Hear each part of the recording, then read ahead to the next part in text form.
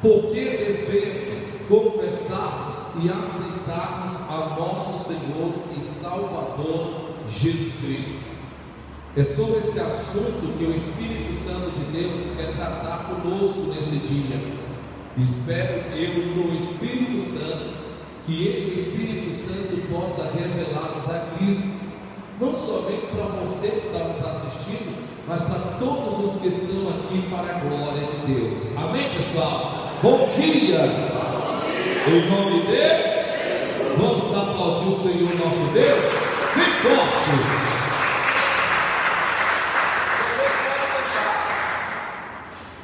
Irmãos, nesses dias agora, o Senhor levou-nos para a glória de Deus, a levarmos algumas pessoas a aceitarem ao Senhor Jesus Cristo nas visitas e nos evangelismos que estamos fazendo. E teve uma pessoa que me fez a seguinte pergunta: por que devemos aceitarmos a Jesus de Nazaré? Por que eu devo confessar a Cristo? Será que isso não é um ato religioso? Será que é necessário confessarmos a Cristo como nosso único e suficiente Salvador? O que muda na minha vida se eu aceitar, se eu confessar a Jesus Cristo? Eu me torno um crente, e tornar-se um crente não seria tornar-se uma pessoa religiosa? Bem, eu não faço mal a ninguém. Eu vivo do trabalho para casa, de casa para o trabalho. Eu tenho meu filho, cuido do meu filho, procuro fazer as coisas certas. Eu erro porque todo mundo erra. Eu vivendo assim, eu já tenho aceitado a Cristo. Eu vivendo dessa forma, eu não já tenho Jesus dentro de mim. Eu não faço mal a ninguém. Eu não sou uma má pessoa. Eu não fico nas calçadas conversando sobre A, sobre B, sobre D. Então, eu fazendo isso, eu já tenho a Cristo na minha vida? Bem, foram perguntas boas, foram, na verdade, ótimas perguntas. O bem da verdade é que, se for analisar, não só ela, mas até quem já aceitou Jesus de Nazaré, sequer sabe a razão de o ter confessado como seu único e suficiente Salvador.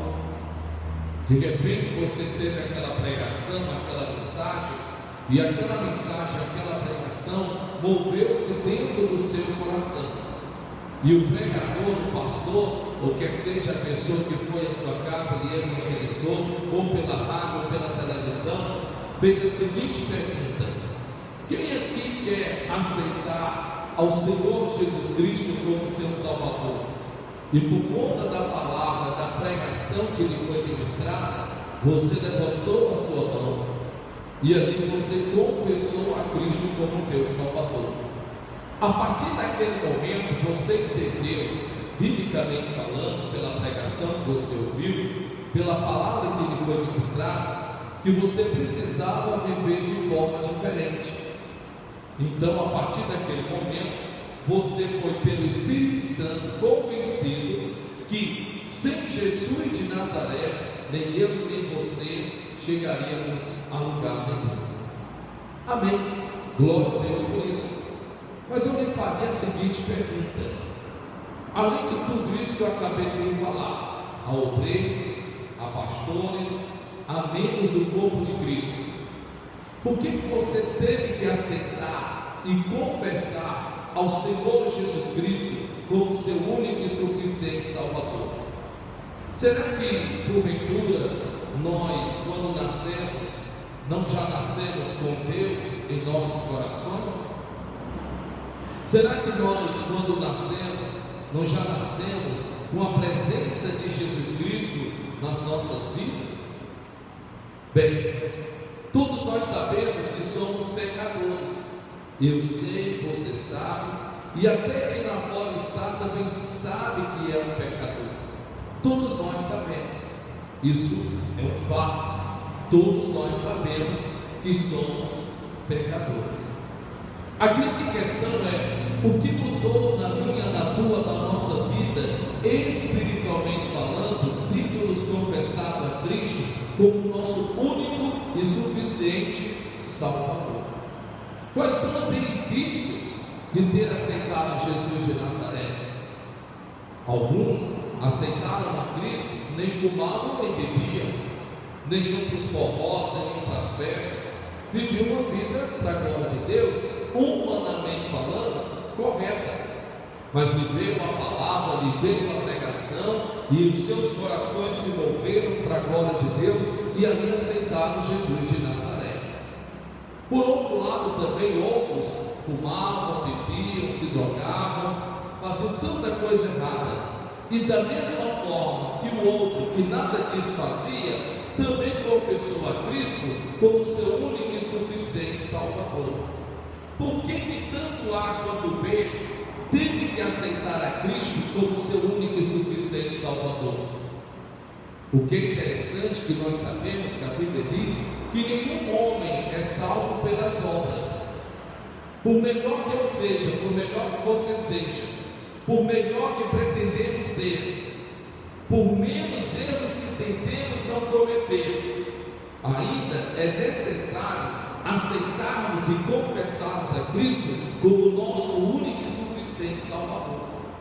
A Bíblia Sagrada diz, e não só a Bíblia, como se dizem por aí, a Bíblia dos crentes, porque Bíblia só existe uma Bíblia, não existe duas, nem três, nem quatro, nem cinco. A mesma que eu utilizo no altar é a mesma em que o padre também utiliza.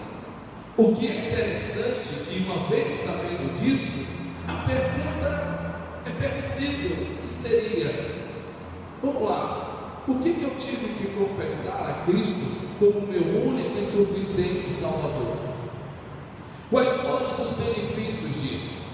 Se eu lhe perguntasse, talvez você diria: bem, eu aceitei Jesus de Nazaré porque eu ouvi uma pregação, uma palavra, e ali eu levantei minha mão, até chorei no momento, aquilo me comoveu, e estou servindo a Ele até hoje. Amém. Glória a Deus por isso. Bem, eu posso tomar o café e não saber para que serve. Todos nós sabemos que o café traz seus benefícios. Eu posso ter recebido a Cristo e infelizmente também ser da mesma forma, não usufruir dos benefícios que eu conquistei uma vez que eu confessei a Cristo como meu único e suficiente Salvador. E eu lhe digo que a maioria dos cristãos, pastores, obreiros e membros do corpo de Cristo, estão a desejar no mundo espiritual, porque não sabem das reais mudanças e benefícios que conquistaram e que alcançaram em ter aceitado ao Senhor Jesus Cristo como seu único e suficiente Salvador. Não foi só os seus trajes que mudaram quando você caiu na real, em que você é templo do Espírito Santo. Uma vez que tendo aceitado a Cristo, o Espírito Santo veio e habitou dentro de você. Enquanto não aceitamos a Cristo, nós somos como um copo vazio que cabe qualquer coisa. Por isso que a Bíblia Sagrada diz que um certo dia o Senhor Jesus Cristo, falando por parábola, tendo ele dito que quando o demônio sai de uma pessoa, e o que é um demônio? É um espírito caído. Mas é um espírito caído que causa fortes influências na vida das pessoas. Existem demônios para todo tipo. Existem demônios da prostituição, existem demônios do vício, sim, do vício, não só do vício do cigarro, como do vício do alcoolismo, como também do vício do jogo. Existem demônios para todo tipo. Mas não precisa se preocupar, porque a Bíblia Sagrada diz, louvado seja Deus, que nós não fomos feitos para ser morada deles, nem templo deles, nem santuário deles. Nós fomos feitos para sermos templo e morada do Espírito Santo. Porém, nenhum ser, seja ele lá quem for, terá em si o Espírito Santo de Deus habitando envelhecer se não cumprir o primeiro requisito, que é aceitar ao Senhor Jesus Cristo como seu único e suficiente Salvador. Isso é tão bíblico que os próprios apóstolos, e não só os apóstolos, como no Velho Testamento, vai nos dizer que se não tivermos aceitado a nossa salvação, e o que é a nossa salvação? Jesus de Nazaré. Se não tivermos aceitado a Cristo como nosso único e suficiente Salvador, a Bíblia no Velho Testamento vai dizer que o que uma pessoa vai ter é o vislumbre do Espírito Santo. Em outras palavras, a influência do Espírito Santo. Era assim que o Espírito Santo lidava com os apóstolos, com os profetas. Era assim que o Espírito Santo lidava no Velho Testamento. É tanto que a Bíblia Sagrada diz que o Espírito Santo estava sobre eles e não dentro deles. Então Isaías, Jeremias, Davi, Sansão, Gideão e todos que você possa imaginar, seja lá quem quer que fosse, tinham neles a influência do Espírito Santo. Com isso, o Espírito Santo era só uma influência. Era como está escrito lá em Gênesis capítulo 1, em que ele pairava sobre a face das águas e permaneceu pairando sobre os homens após terem cometido o pecado, e o homem deliberadamente, infelizmente por suas escolhas, expulsou de dentro de si a presença do Espírito Santo. Quando você começa a entender de forma bastante clara, você vai perceber que no Novo Testamento continua do mesmo jeito, só que agora, para a glória de Deus, nós podemos termos a presença do Espírito Santo dentro de nós, não como uma influência que influencia, não. É importante que nós entendamos que assim como os demônios é um espírito, da mesma forma o Espírito Santo é um espírito. O que é interessante é que no momento que você começa a entender que nós somos como um copo vazio, antes de termos aceito o Espírito Santo, e como um copo vazio, os demônios poderiam nos conduzir para onde eles bem quisessem, para onde eles bem quisessem. O que é interessante, você sabe o que é que o próprio Filho precisou aceitar ser Filho de Deus aqui na terra, para que nele viesse o Espírito Santo. Você lembra?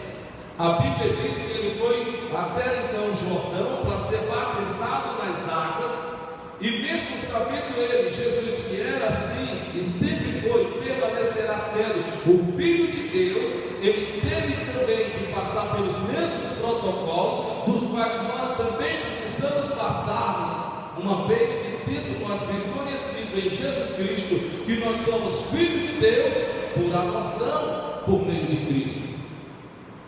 Todos nós sabemos que Jesus de Nazaré é o primogênito dentre os mortos e dentre a ressurreição, primogênito que vem de primeiro. Então nós somos após ele, e glória a Deus por isso, porque ele tornou-nos isso possível. Ele tornou-nos isso possível. Uma vez que você entenda, ele agora está sendo batizado e passado pelas águas, já como adulto. É interessante que é certo e bíblico que uma criança seja apresentada a Deus, porque a Bíblia Sagrada diz que até os 7 anos de idade, toda e qualquer criança não tem nela pecado algum. Nenhum pecado tem uma criança até os 7 anos de idade. Após os 7 anos, então, começa a vir a sua consciência. E a sua consciência começa aos poucos a distinguir o certo e o errado. Por isso que Jesus de Nazaré, ainda quando criança, foi levado por Maria e por José para ser apresentado no templo. E agora ele já está adulto.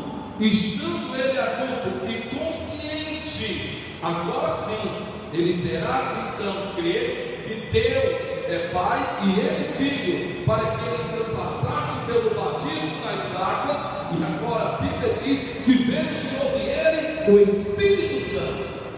E o Espírito Santo agora o conduz para o deserto, a fim de ser tentado pelo diabo, mas glória a Deus que ele venceu a batalha. Sim, é importante que nós cristãos, nós servos de Deus, filhos de Deus, entendamos por que devemos confessarmos e aceitarmos ao Senhor Jesus Cristo como nosso único e suficiente Salvador. Se isso é um ato religioso ou se na verdade é providencial para que sejamos salvos. Quando eu digo providencial para que sejamos salvos, é porque a Bíblia Sagrada diz que todos pecaram e destituídos foram da graça de Deus. Está na Bíblia.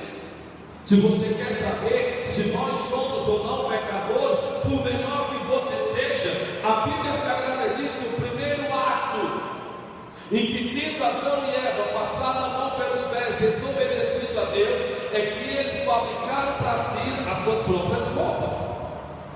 Isso quer dizer que as roupas que nós vestimos até hoje é na tentativa de tamparmos a nossa nudez.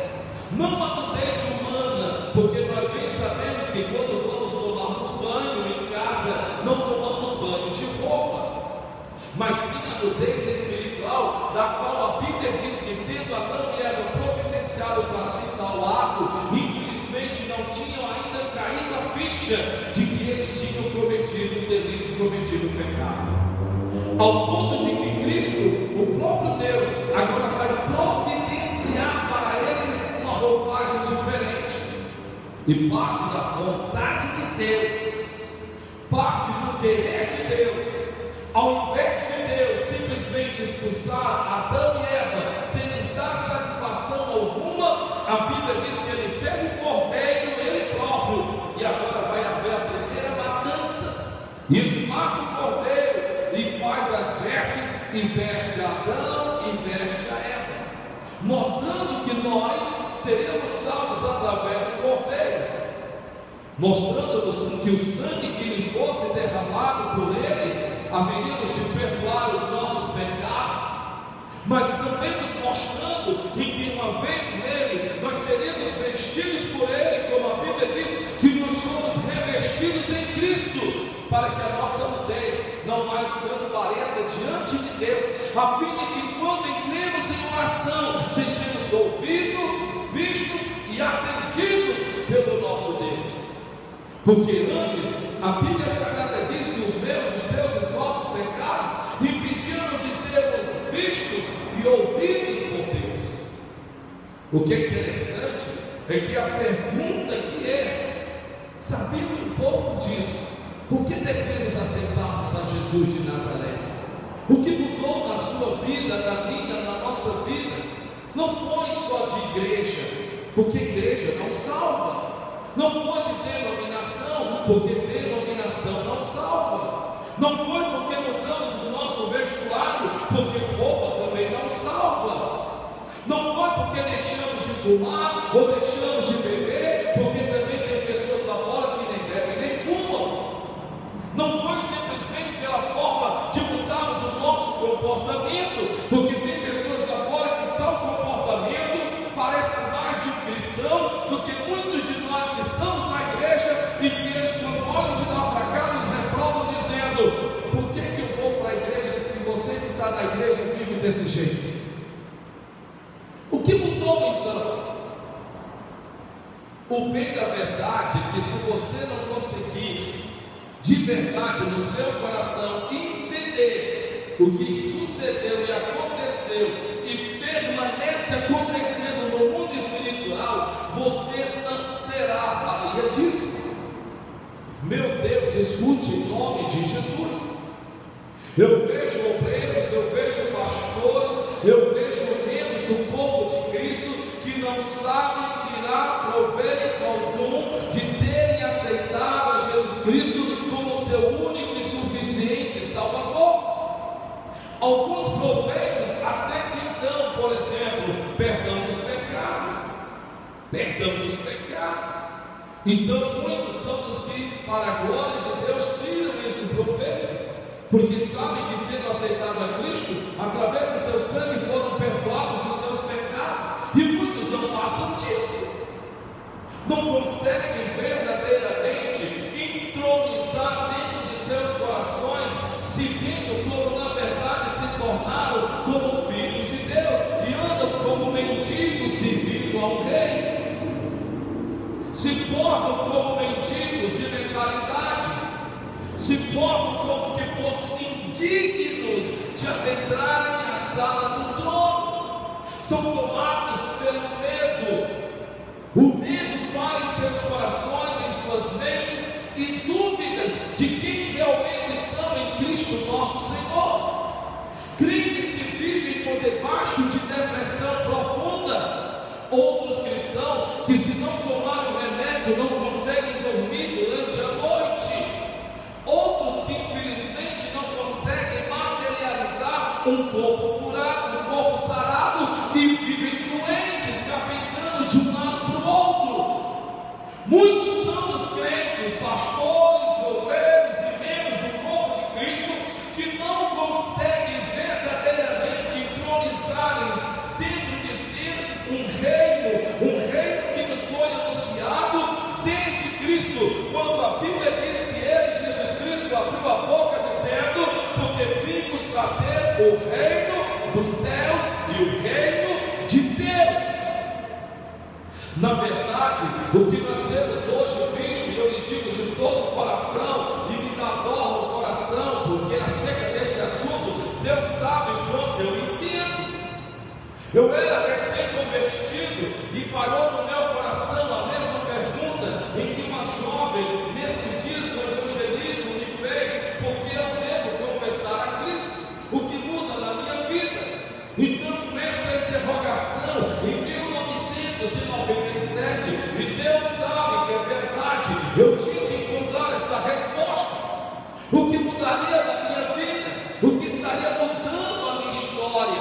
Será que agora eu iria só deixar de beber, deixar de fumar? Será que agora eu iria deixar simplesmente de andar em alguns devidos lugares? Não iria mais andar, deixar determinadas companhias? Quer dizer que era tudo isso? O que mudaria a minha história?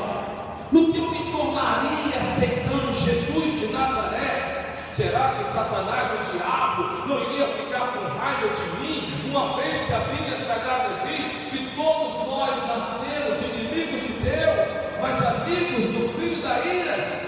A Bíblia diz, está escrito, que todos nós nascemos como filhos da ira, e a Bíblia diz que não tem lugar a ira. E a ira quer dizer Satanás, o diabo, que se irou-se contra Deus quando este não recebeu no seu coração a repreensão, mas se revoltou contra Deus. E nós sabemos do que aconteceu quando ele foi destituído do seu cargo, e foi tirada a sua glória, e foi tirada a sua honra. E a Bíblia diz que então ele veio de lá para baixo, de cima para baixo, e se precipitou nos seus atos. Então essa é uma grande interrogação. Sim, no nome de Jesus. Então, quando eu aceitei a Cristo, veio isso no meu coração em 1997, e eu fiquei de 1997, 97, 98, 99, até, para a glória de Deus, meados de 2001 e 2002, lendo, estudando, livro, estudando, porque eu fiquei naquele pensamento: o que mudou a minha história? O que mudou dentro de mim? Porque será que é só ter aceitado Cristo? Será que é só deixar de andar em determinados lugares, deixar determinadas bombas, deixar de fumar, deixar de beber? Será que quem eu me tornei em Cristo? Talvez se eu lhe fizer essa pergunta, a única coisa que você vai me dizer é que se tornou-se filho de Deus. Sim, mas filhos de Deus, também muitos lá fora também dizem, batem no peito: não, eu sou filho de Deus, eu não faço nada de errado. Mas espera aí, se os que não fazem nada de errado já são filhos de Deus, por que então a Bíblia nos manda que devemos ouvirmos o Evangelho da nossa confissão e ouvirmos o Evangelho da nossa salvação, para que confessemos a Cristo, para que cumpramos os protocolos de Deus? Você não entra, não adentra dentro da majestade, ou você não adentra dentro de um palácio, se você não cumprir os protocolos. Você não pode sequer adentrar dentro de um banco se você não cumprir os protocolos que ali são exigidos para que você possa passar pela porta.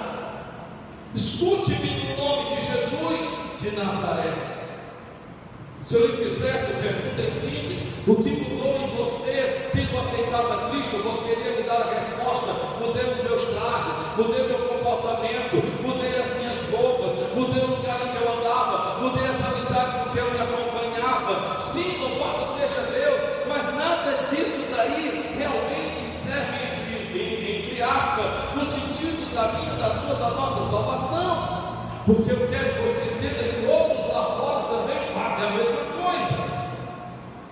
Então eu quero que, em nome de Jesus, você possa nesta manhã ter o privilégio, tanto você quanto eu, de trazermos a lembrança acerca do que mudou em nossas vidas por termos aceitado a Cristo. Atos capítulo 4, Pedro e João estão aprisionados e são soltos, e eles vão dar testemunho de Cristo. E aqui a Bíblia diz em Atos capítulo 4, versículo 12, diz assim: e em nenhum outro há salvação, e em nenhum outro há salvação. A palavra salvação é a palavra sozo. Essa palavra sozo é uma palavra que abrange todos os tipos de salvação. Em nenhum outro há salvação, em nenhum outro há cura, em nenhum outro há libertação, em nenhum outro há prosperidade sadia, em nenhum outro há salvação. Então são-nos apresentados muitos tipos de salvação, e são-nos apresentados muitos tipos de salvadores, mas a Bíblia Sagrada diz, e todas as Bíblias dizem a mesma coisa: e nenhum outro há salvação, porque também debaixo do céu nenhum outro nome há, nenhum outro nome há, dado entre os homens, pelo qual devemos sermos salvos. Eu vou ler este versículo de novo, porque nós poderíamos ficar somente nele. E nós estamos aprendendo por que devemos aceitarmos a Cristo e quais são os benefícios que nós conquistamos por termos aceitado a Cristo. E aí a Bíblia Sagrada diz: e em nenhum outro há salvação, e em nenhum outro. Então está se referindo a uma pessoa. E a Bíblia diz: porque também debaixo do céu nenhum outro nome há, nenhum outro nome há. E a Bíblia diz mais: dado entre os homens, dado entre os homens. Nos são apresentados muitos meios e muitas formas de sermos salvos, e parece que cada vez mais nós procuramos a forma mais fácil, mais simples. A Bíblia está dizendo que nenhum outro nome há pelo qual nós podemos ser salvos. A Bíblia Sagrada diz que nenhum outro intercessor há entre o homem e Deus, Deus e o homem, a não ser Jesus de Nazaré. Jesus Cristo, a Bíblia diz que é o nosso único intercessor. A Bíblia diz que Ele é o único dado entre os homens, pelo qual nós, através dele, podemos ser salvos, porque a Bíblia diz que nenhum outro nome há pelo qual nós podemos ser salvos. Então, no nome de Jesus, não há só poder para curar os enfermos. No nome de Jesus, não há poder somente para expulsar demônios. No nome de Jesus, não há poder só para multiplicar e prosperar. Não! Todas essas demais outras coisas, para a glória de Deus, fazem parte, mas a mais importante é para de princípio, em que o nome de Jesus é o único meio pelo qual nós podemos ser salvos. No livro de João, capítulo de número 1, versículo de número 12, a Bíblia Sagrada diz: mas a todos os quantos o receberam, deu-lhes o poder de se tornarem feitos filhos de Deus, aos que creem em seu nome, aos que creem em seu nome. O Senhor Jesus Cristo, uma certa vez falando para a multidão, ele dando graças ao Pai, ele disse: Pai, graças te dou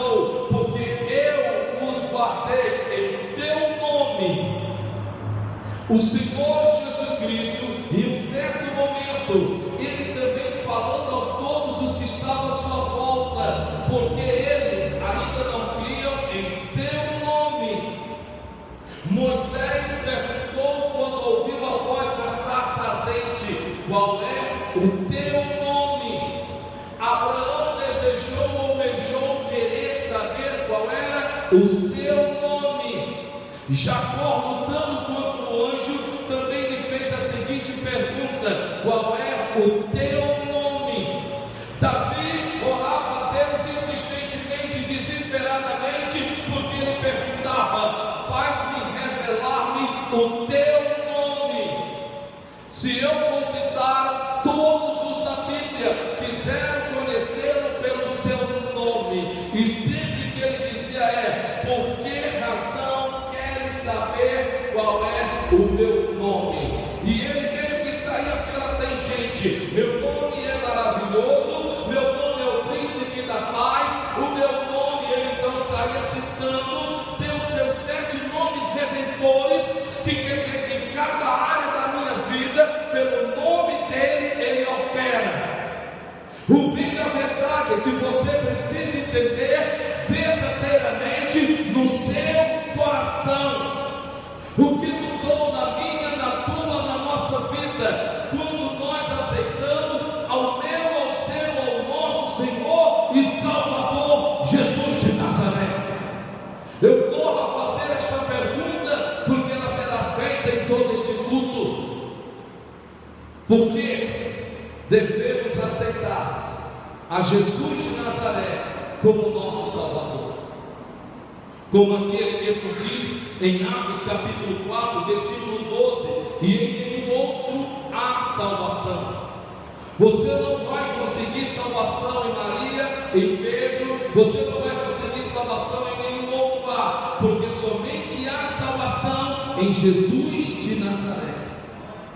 Somente em Jesus de Nazaré, porque foi ele o único que pôde cumprir todos os requisitos para que na cruz do Calvário fosse crucificado, levasse sobre si os meus, os seus, os nossos pecados, quando o Pai o fez pecador.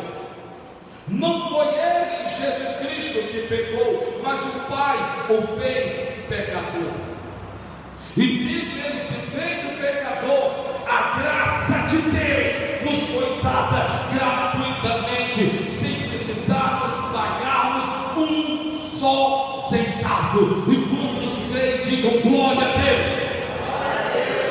Em outro há salvação, porque também debaixo do céu nem outro nome há. Então não importa o nome, seja de qual for, Buda não pode nos salvar, Confuso não pode nos salvar, nenhum desses nos pode nos salvar, porque nenhum outro nome há em que nós possamos termos, por meio destas pessoas, a minha, a tua, a nossa salvação. Isso não é religião, isso não é religião, isso é fé, é única e exclusivamente fé. Sim, em nome de Jesus de Nazaré. Por que devemos aceitarmos a Jesus Cristo como nosso único e suficiente Salvador? O que mudou em você, ou o que mudou em mim, ou mudou em nós? Como eu já lhe disse agora há pouco, existem pessoas que não fumam, que não bebem, que não se drogam, que não vão às bares, que não vão às festas, que andam com uma conduta e comportamento de um verdadeiro cristão, mas que ainda não entenderam em que não são as obras que salvam. A Bíblia Sagrada diz em que as minhas, as tuas, nossas boas atitudes e boas ações é como um trapo de imundícia que não vale nada. Sim, a Bíblia Sagrada diz, está escrito, em que as nossas boas obras não é em nada criterioso para a nossa salvação, porque pessoas devem agir de acordo como devem agir por comportamento, por atitude, se é que não querem trazer para si mesmo os seus próprios problemas. A salvação é pela graça em Jesus de Nazaré. A salvação é gratuita. O perdão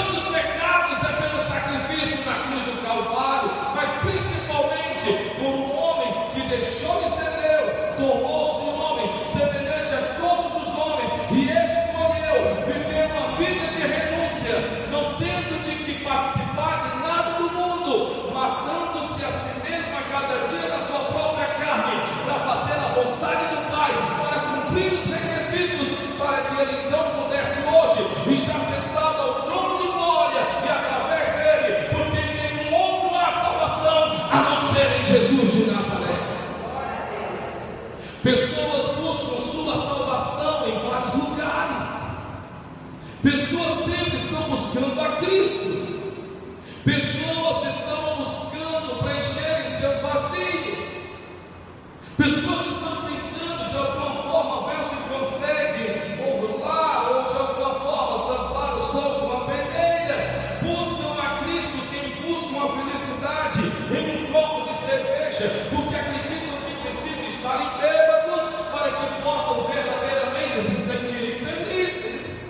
Outros buscam no bar, outros buscam de várias outras maneiras. Uns buscam no vício, acreditam que fumando aquele cigarro ou aquele baseado estarão preenchendo os vazios dos seus corações. Mas é impressionante que se isso fosse, não era passageiro, não era momentâneo, era permanente. Então a cerveja que eu tomo hoje, o cigarro que eu fumo agora, a droga em que eu ingiro dentro de mim, se ela fosse a minha salvação, se ela fosse o que realmente preencheria o vazio do meu coração, então eu não precisaria estar fazendo continuamente, como no caso a Cristo. Eu não preciso estar aceitando Jesus todos os dias, porque uma vez eu tendo recebido como sendo Senhor da minha vida, Ele tornou-me templo dele, morada dele, santuário dele, e louvado seja o nome de Jesus Cristo por isso. Porque devemos aceitarmos a Cristo, porque devemos confessarmos a Cristo Jesus como meu único, como nosso único e suficiente Salvador, porque nenhum outro há salvação, nenhum nome outro há dado entre os homens. Romanos capítulo de número 3, Romanos capítulo de número 3,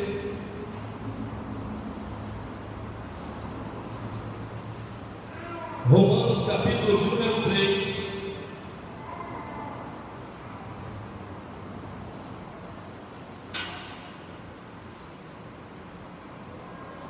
versículo de número 23, a Bíblia Sagrada está nos dizendo que a justificação pela fé em Jesus Cristo,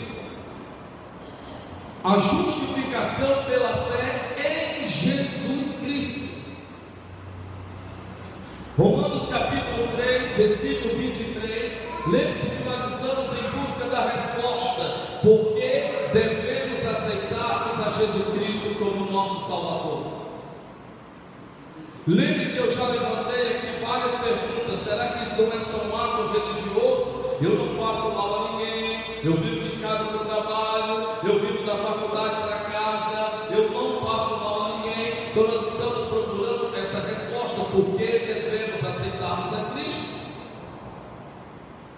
Pessoas, elas vivem batendo no peito e vivem dizendo assim: não, eu já tenho a Deus na minha vida. Então se nós já nascemos com Deus, então por que a Bíblia nos diz que havemos de aceitarmos a Cristo? A Bíblia Sagrada diz que todo ser humano nasce como criatura de Deus. A Chloe, ela tem 1 ano de idade, então até os 7 anos de idade, ela tem a sua salvação para a glória de Deus garantida. Ela não sabe entre o bem e o mal. A Bíblia diz que até os 7 anos ela é inocente. Sim, ela é inocente. Mas quando chegar aos 7 anos, 7 anos e um dia, 7 anos e um mês, 7 anos e 2 meses, os pais vão começar a perceber algumas coisinhas que eles vão dizer: nossa, por que foi que ela aprendeu isso? Então vai começar a desenvolver-se nela a carnalidade, onde a carne vai querer predominar sobre a alma, dando a entender que sem ela perceber, ela vai entrar no mesmo rol de todos os seres humanos, do qual até ela vai também precisar aceitar a Cristo, para que através de Cristo, pela graça de Deus, ela possa ser salva. Porque a Bíblia Sagrada diz que todos nós nascemos em Deus. Todo e qualquer ser humano destituído foi da graça de Deus, até que então, através de Jesus Cristo, nós a recebemos de volta. Sim, é importante você entender isso, é bíblico, é palavra de Deus. E eu não estou aqui hoje ensinando como você prosperar, eu não estou ensinando aqui como você usar a autoridade do nome de Jesus, mas eu estou ensinando o A, E, I, O, U, as vogais, o ABC, as consoantes, que é o princípio de todas as outras coisas, a necessidade de aceitar Jesus Cristo e saber o que isso significa, o que isso representa. Romanos capítulo 3, versículo de número 23, porque diz assim a Bíblia: porque todos pecaram e destituídos estão da glória de Deus. E destituídos estão da glória de Deus. Preste bem atenção, diga comigo: destituídos. Sim, olhe para cá. Para que uma pessoa tenha que ser destituída, ela tem que ser destituída de quê, pessoal? De um cargo. Sim ou não? Sim. E qual era o cargo que nós tínhamos antes de Adão e Eva pecar? Filhos de Deus, herdeiros de Deus e co-herdeiros em Cristo Jesus. Lembre-se que Deus, quando fez Adão e Eva, no livro de Gênesis, Ele disse: crescer e multiplicar-vos e dominar sobre a terra, dominar sobre as aves do céu, dominar sobre os répteis que se rastejam, dominar sobre os peixes dos mares. A única coisa que Deus não nos deu autoridade foi dominar sobre pessoas. Deus nunca nos deu autoridade para dominarmos pessoas. Não. Por isso que Deus, Ele diz a Bíblia que Cristo, quando veio para nos libertar. Nós somos livres, porque para a glória de Deus, Deus não deu essa autoridade a homem algum. Mas a Bíblia diz que tudo isso foi destituído, isso foi tirado de nós. Então nós deixamos de sermos reis para nos tornarmos mendigos, para nos tornarmos súditos. Um súdito no palácio não tem o mesmo direito que tem um príncipe. Um súdito não tem o mesmo direito. Na verdade, infelizmente, por conta disso, andávamos perdidos, como que não sabíamos de nada. Mas louvado seja o nome do Senhor, em que a Bíblia Sagrada diz que por conta do pecado, isso foi causado, fomos destituídos da glória de Deus. E a glória de Deus, você não sabe, é diferente da graça de Deus. A graça de Deus, louvado seja Deus, é o bem que Deus nos fez através de Jesus Cristo. É um direito não merecido, porém recebido. Nenhum de nós tinha o direito que um homem saísse do céu e viesse aqui na terra, uma vez que Deus já tivesse nos feito perfeitos, fomos nós que escolhemos errar. Mas a graça de Jesus Cristo, para a glória do nosso Deus, tornou-nos então acessível ao Pai, o Pai acessível a nós, e pela graça sois salvos, diz a palavra de Deus. Em nome de Jesus. Você não sabe o ódio que Satanás tem de ouvir palavras como esta, porque na verdade muitos ainda ele consegue manter a Cristo crucificado, pior, ainda morto, como que sepultado dentro de um sepulcro. Lembre-se que uma das maiores mentiras do universo foi a que a Bíblia diz, em que os próprios sacerdotes e sumos sacerdotes puseram a mão no bolso e pagaram a soldados romanos para saírem espalhando que Cristo não tinha ressuscitado, mas que antes o seu corpo tinha sido roubado. Pessoas naquele tempo acreditaram, como ainda hoje acreditam, que Jesus Cristo está morto,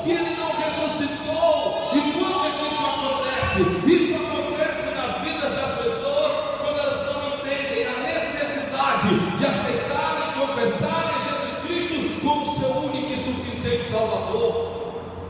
Eu torno mais uma vez a dizer: o que mudou na sua vida, você tendo aceitado a Cristo? Eu mudei, eu não minto mais, eu não roubo mais, eu não fornico mais, eu não fico mais vendo pornografias na internet. Eu, graças a Deus, já sei que eu não preciso de um copo de cerveja para preencher, para me sentir feliz. Nada disso mais me importa. Eu não preciso mais. Louvado seja Deus, amém. Mas atitudes e comportamentos como esse, você também encontra em pessoas lá fora, e que se você chegar para eles, eles irão dizer que não precisam aceitar a Cristo, que não fazem nada de errado.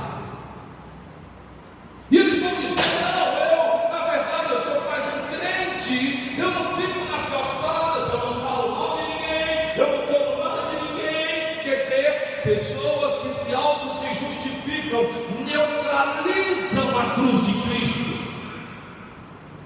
Por isso que a Bíblia Sagrada diz aqui: porque todos pecaram e destituídos estão da glória de Deus, sendo justificados gratuitamente pela sua graça. Louvado seja o nome do Senhor. A Bíblia diz: sendo justificados gratuitamente, sem que se precise pagar um centavo, uma só moeda. Por isso que, para a glória de Deus, quando dizimamos a casa de Deus, quando ofertamos a casa de Deus, nós não estamos pagando, nós não estamos comprando a Deus, nós não estamos comprando a salvação. Na verdade, é um ato de gratidão, é um ato de reconhecimento, é um ato de entender que tudo pertence a Ele, é dele, por Ele e por meio dele, para a glória dele.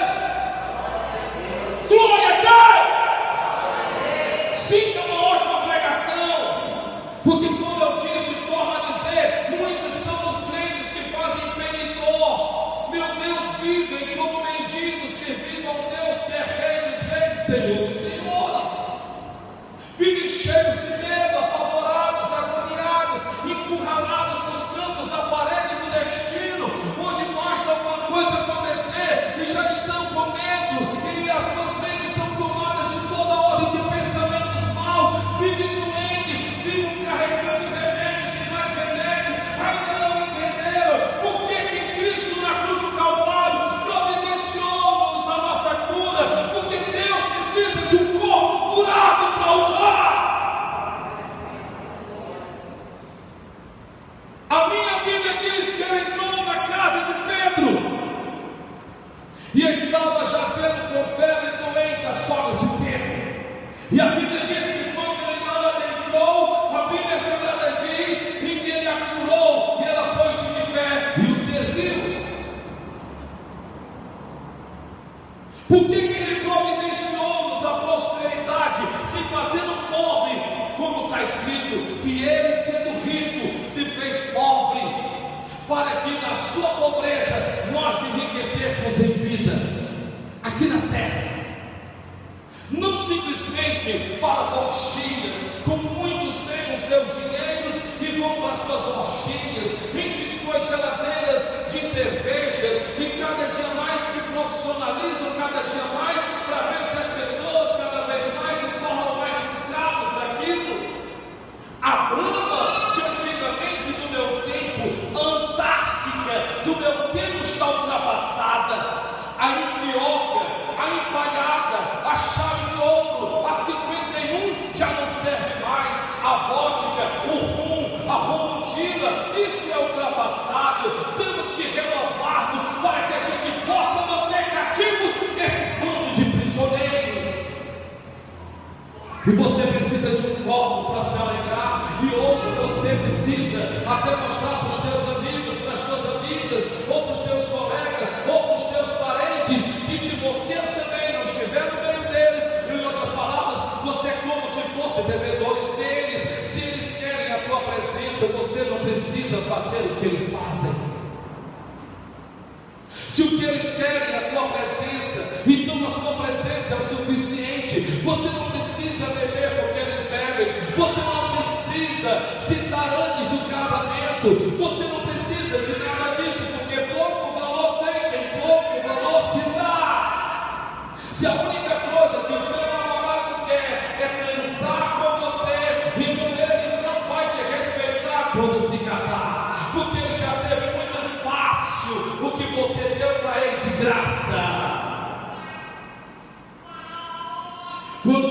entende isso, faça a prova dos 9 e veja se o que esta pessoa quer é só o seu corpo ou a sua companhia. A Bíblia Sagrada diz aqui: sendo justificados gratuitamente pela sua graça, pela redenção que há em Cristo Jesus. Diga redenção. Diga mais uma vez redenção. Mais uma vez. Mais uma vez.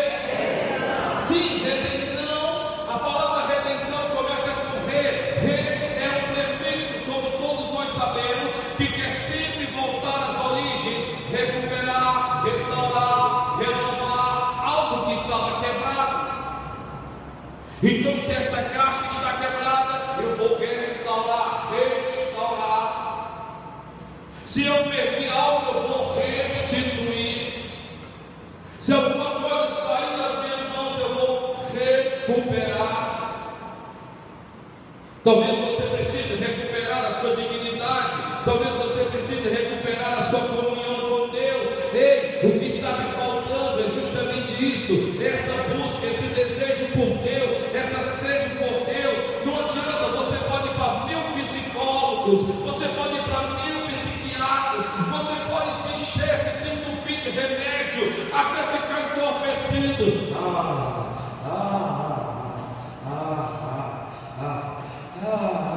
Você pode até ser desmamado. Sim, você pode, porque nenhum ser vai passar a vida toda tomando aqueles medicamentos, tentando de ser desmamado. Você vai ter uma sensação de que está tudo bem, até que de repente o gatilho é acionado, de repente mais um namoro frustrado, de repente mais uma decepção, de repente mais uma ingratidão, de repente algo acontece na mesma área que nunca foi lidada, em uma área que nunca foi trabalhada, em uma área que você até hoje procura não tocar no assunto. Você não quer tocar no assunto de que a tua mãe te maltratou, teus pais não te quiseram. Você não quer tocar no assunto da primeira traição. Você não quer tocar no assunto de que você foi esculachado. Você não quer tocar no assunto de que você se sente um aquém. Você não quer tocar em assuntos porque esses assuntos te maltratam, esses assuntos te entristecem, esses assuntos te colocam para baixo. E você acha que é não tocando neles que você estará curado,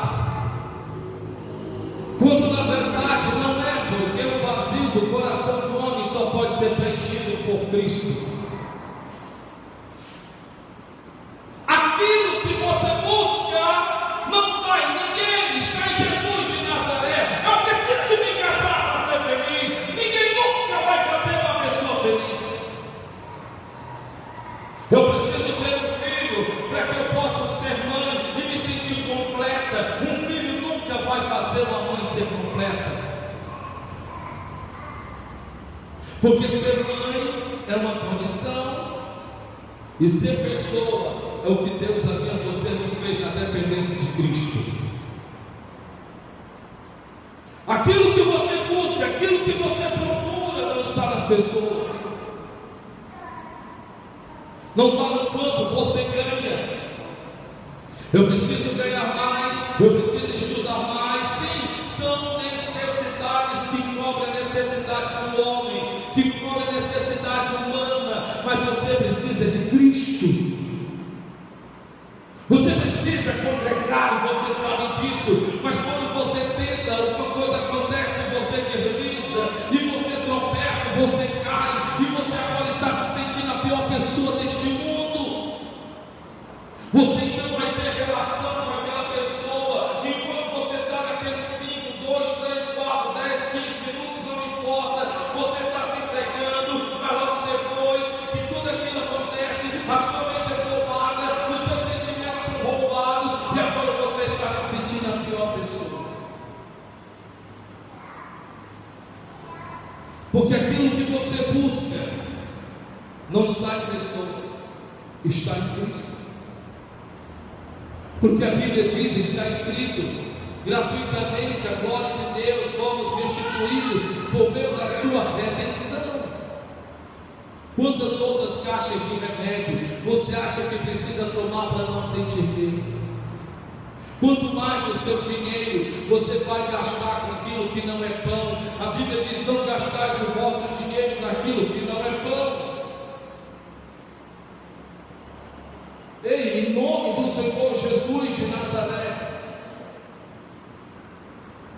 a Bíblia Sagrada diz, está escrito: sendo justificados gratuitamente pela sua graça, pela redenção que há em Cristo Jesus, a qual Deus propôs para propiciação pela fé no seu sangue. Ao qual Deus propôs para propiciação pela fé no seu sangue. O que é propiciação, pastor? Preste bem atenção, por favor. No Velho Testamento, como eu lhe disse antes, a Bíblia diz que Deus foi o primeiro a derramar sangue na terra. Diga comigo: Deus foi o primeiro a derramar sangue na terra. Não foi o homem o primeiro a derramar sangue na terra. O primeiro a derramar sangue na terra foi Deus. Ele pegou o cordeiro e o emolou, tirou o seu couro e fez as vestes para que pudesse vestir e tampar a nudez do homem. Por isso foi a propiciação. E logo após isso, a Bíblia diz que agora será necessário se oferecer animais e derramar as virgens de sangue, para que Deus pudesse então ver o homem por conta dos pecados que os impediam de serem vítimas e ouvidos por Deus. O que é interessante é que a Bíblia diz a propiciação pela fé. Isso quer dizer que antes nós tínhamos humanamente visto com os nossos olhos os sacerdotes, os sumos sacerdotes, os escribas, os fariseus, os judeus em si. Eles pegavam animais, não podiam ter mácula, não podiam ter defeito, não podiam ter erro algum, e eles tinham que cuidar daqueles animais. Eles não podiam chegar no templo e comprar o animal e sacrificar o animal, porque eles não teriam tido nenhum sacrifício na criação daquele animal, em cuidar daquele animal. É muito fácil tentar burlar a salvação, é muito fácil tentar melhorar a salvação, mas não tem como, porque a salvação só está em Jesus de Nazaré. Resumindo, para a glória de Deus, para nós encerrarmos a primeira parte, porque devemos aceitarmos a Cristo.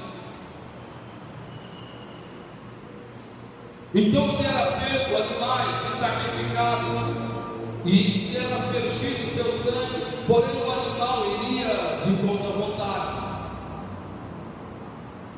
Eu não sei se você já ouviu esse ditado: olha, eu vou matar esse carneiro, eu vou matar essa ovelha. Quem é inteiro aqui sabe o que eu vou dizer, e é verdade. Talvez há pessoas aqui que, se eu convidar para uma matança de porcos ou de porcos, para uma matança de ovelhas, você vai me dizer: não vou nada, eu tenho pena. É impressionante como o sentimento de pena, uma vez que você tem pena daquele animal para ser ali sacrificado, e vai nos servir de alimento, vai nos servir de comida, e de repente, talvez você, com todo respeito, você diga: ah, pastor, eu não consigo ver. Deixa eu fazer uma pergunta aqui, e para você que está em casa, alguém aqui já manifestou este sentimento de que: ah, pastor, me dá uma dó, pastor, me dá, olha, eu não consigo ver, eu não quero ver. Olha, pastor, tem mais, hein?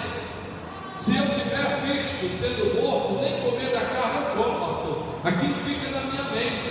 Seja sincero, alguém aqui, ali, aqui, ali também, ali também, ali. O que é interessante, como um sentimento como esse se transfere para o animal, não é verdade? Eu já tive de ver carneiros, eu já tive de ver porcos, rapaz, olha, receber tantas e tantas pancadas, e os que estavam matando ali, naquele exato momento, dizer assim: só pode ter alguém com pena. Ele se estribucha, ele se bate, ele não quer morrer, porque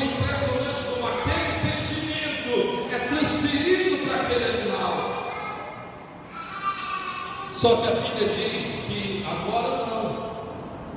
Por isso que a Bíblia Sagrada diz, está escrito, que Jesus na cruz do Calvário está vendo as pessoas com pena, as pessoas com dó, uma das, a sua mãe, outros, os seus apóstolos, e todos estão chorando, e parece que querem transferir para ele aquela pena, aquela dor, aquele sofrimento, bichinho, coitadinho, sendo que diferente, porque o animal, ele foi levado sem que ele quisesse ser morto. Jesus Cristo disse: ninguém tem poder de tomar a minha vida, eu a dou porque eu a quero. Ele mesmo disse: ninguém tem melhor amigo do que este, do que eu que dou a minha própria vida pelos meus amigos. E a Bíblia diz que ele está na cruz do Calvário, e ele está vendo as pessoas chorando por ele. Se um carneiro, se um porco, seja o animal que for, ver você chorando, o porco não vai olhar para você e vai dizer: não chore por mim, eu quero morrer. Isso nunca vai acontecer. Isso nunca vai acontecer. Um porco nunca vai chegar e vai dizer: não chore por mim, eu quero morrer. Galinhas ficam se batendo todas e parece que não querem morrer. É impressionante como se transfere o sentimento para um animal. Tentaram fazer isso com Cristo. E Jesus está na cruz do Calvário, e ele olha para aqueles que estavam chorando, e o que é que ele diz? Não chorais por mim, mas chorai por vós mesmos que vivem. Está na Bíblia. Está na Bíblia.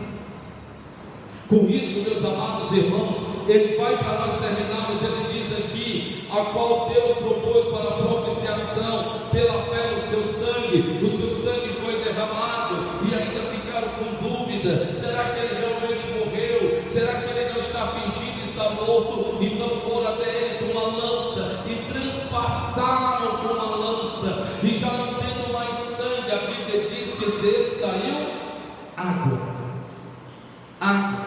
porque já não se tinha mais uma gota de sangue.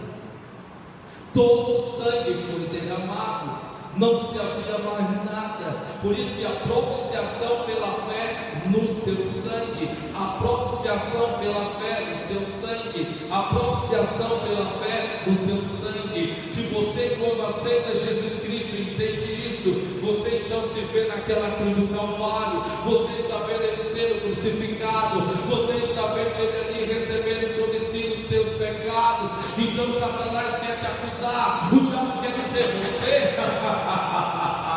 você não merece o perdão, você fez tudo de errado, ontem mesmo você mentiu, ontem mesmo você viu pornografia, ontem mesmo você fez o que não devia, ontem mesmo você foi falso com alguém, ontem mesmo você levantou falso a uma pessoa, ontem mesmo você fingiu amar alguém, porque esse alguém estava perto de você, mas quando esse alguém virou as costas, você falou mal dessa pessoa. Isso mesmo, você não vale nada, você não presta, você não é quem você diz quem você é. Você na frente das pessoas, você é uma pessoa cheia de fé, mas quando você está só, você é um medroso, você é uma covarde.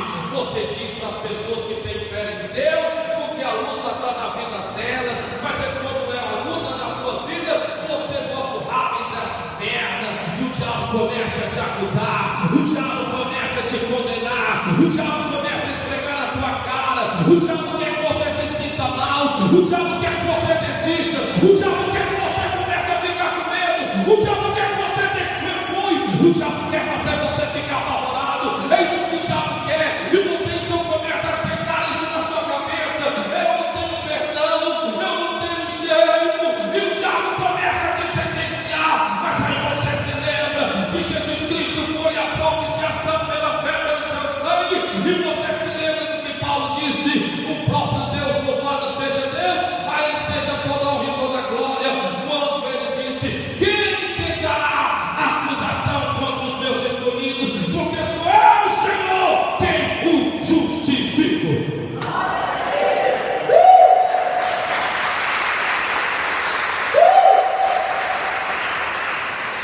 Glória a Deus! Glória a Deus! Glória a Deus! Que Deus te abençoe e espere a segunda parte. Porque devemos aceitarmos a Cristo. Um beijo.